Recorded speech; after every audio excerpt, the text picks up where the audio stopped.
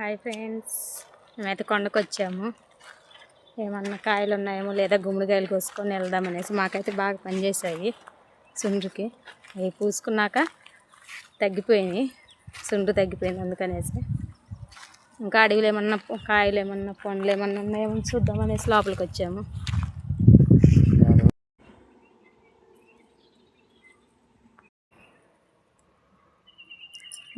ఇవి వచ్చేసి మా ఊర్లో ఊటి పండ్లు అంటారు. ఇప్పుడైతే పచ్చిగానే ఉన్నాయి. ఇంకా మాగితే మాత్రం రెడ్ కలర్లో వస్తాయండి. బాగానే ఉంటాయి తింటే.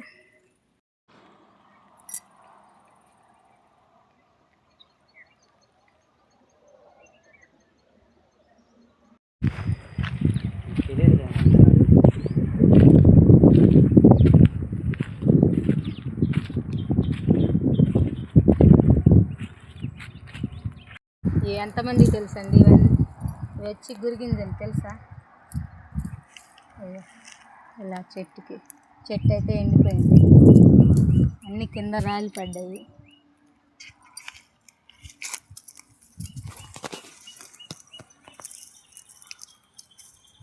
ఇవి జుట్టుకు కూడా పెట్టుకుంటారండి.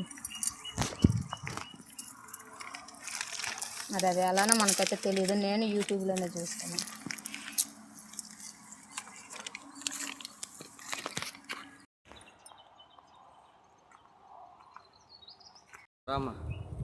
ఇవి వచ్చేసి మన బ్లాక్బెర్రీ కాయల్లాగా ఉంటాయి.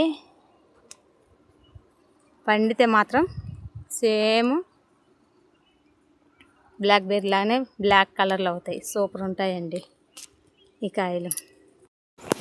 వీటికైతే ఇదిగో ఇక్కడ ముళ్ళులు ఉంటాయి. ఈ ముళ్ళులు జాగ్రత్తగా తీసుకొని తినాలి, లేకపోతే గొంతులో పడతాయి. ఎక్కడ పడితే అక్కడ గుచ్చుకుంటాయి. జాగ్రత్తగా తీయాలి. మళ్ళీ మధ్యలో కూడా ఒక ముళ్ళు ఉంటుంది స్టార్ లాగా, అది జాగ్రత్తగా తీయాలి. తెలియకుండా తిన్నామంటే గొంతులో పడుతుంది. ఇప్పుడు ఇవన్నీ ఈ రాయి మీద ఇలా అంటే వచ్చేస్తాయి ఈజీగా.